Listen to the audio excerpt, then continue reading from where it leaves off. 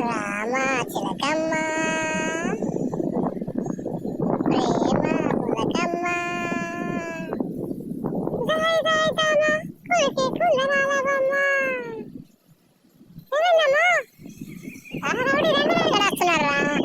వాడు వస్తే కొడతాడు. అవునమ్మా, వాడు పిచ్చి పిచ్చి రంగు తీసుకొని కొడతాడు.